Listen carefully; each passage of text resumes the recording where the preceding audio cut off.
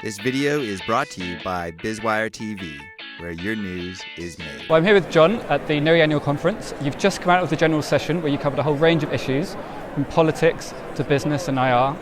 One of the things you talked about was the 20% world. Can you tell us a bit about that and what the significance of that environment is? Well, the 20% world was an idea I had about a couple of months ago when I walked into a bookmaker and I saw that the odds of Donald Trump becoming president were roughly 20%. The chances of Brexit were roughly 20%. And I kept on looking through. There was Marine Le Pen in France and other ones. The interesting thing is that now the chances of Brexit and Donald Trump are both around 30%, so they keep on increasing. And what it struck me is you now live in a world where those sort of discontinuities are no longer just, they're possible. Doesn't mean they're probable, but they're possible. And once things are possible, that actually changes a lot of things, because these are not normal things. This is not like the Republicans narrowly squeaking past the Democrats. Donald Trump came in, there would probably be a very vigorous trade confrontation with China. He'd build a wall with Mexico. He would start to do some fairly substantial things. If Brexit happened, that could mean the end of the United Kingdom. If Scotland leaves as well, it could indeed, in the end, perhaps mean the end of the European Union if other people have significant things. So this time there really is these are possible things, but they're substantially different to other possibilities before. And huge potential consequences if one of them comes off, as you say. Very much so. And in the end, I think you have to take the assumption that if you have a 30% world or a 20% world, one of them eventually is going to happen. You could argue in Greece with the election of Tsipras, that was one example of something that did happen. Austria very nearly happened, and it just missed it.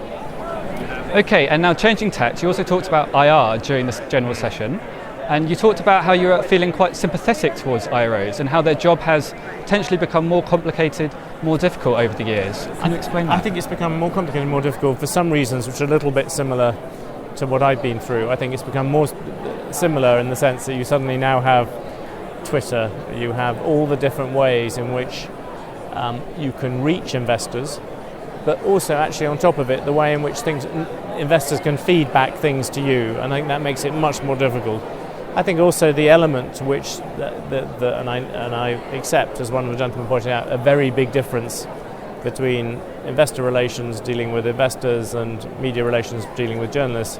But even then, the level to which they've begun to merge a bit, because when you are in a crisis situation or when you're discussing CEO pay or dealing with activists, it tends to involve roughly the same message going through two different platforms. Okay, and moving on to one final question. You're editor-in-chief of Bloomberg. I wanted to ask you about the media industry and how it's changing.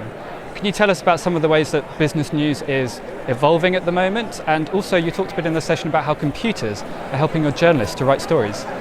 I think that several things are happening at the moment. I think there are three big trends. One is customization, the ability to be able to target things precisely on you and the industries and the company maybe you work for. So you get your general news, but you then get particular news. We now have a new morning product called Daybreak, which is an attempt to do that for terminal customers, to give them a sort of unique sort of one-stop shop in the morning. Sorry, a lot of cliches coming one after another, but it is generally that. But it's customized because you can use the technology to find out what shares, what equities they hold, and therefore build stuff around that. I think the other thing is the drift towards mobile. I think that is incredibly important. The terminal, for instance, tends to be something which people use more in at the office. If we can get people using the same things on their mobile, that makes a huge difference to what we do. I think in general there is, I suppose the bigger issue to do with technology, there's the issue of automation. I think it's now possible to get computers set up to have alerts to tell you when precise things are happening. In some cases you feed those directly to the community. In other cases it's a prompt for a journalist to say, hey, this has just happened, do you think we should do a story on it? And even if you say no, at least you have to go through that process. And that, I think, will be a change. Some people are frightened by automation. I tend to think it's something that will take away a lot of the rather annoying bits of journalism and give more value to the good bits. I can understand how IROs might be a little bit nervous. They're the ones writing the press releases, and then it's hitting your computers. And well, that's a good point. I think at the moment, what's happening, you have a lot of people scraping press releases from different angles, looking for every available. I think it's very difficult to stop. I think you have. It's not just journalistic organisations like us. It's also actually fund managers are also doing the same thing. They're diving in, trying to find individual bits of news.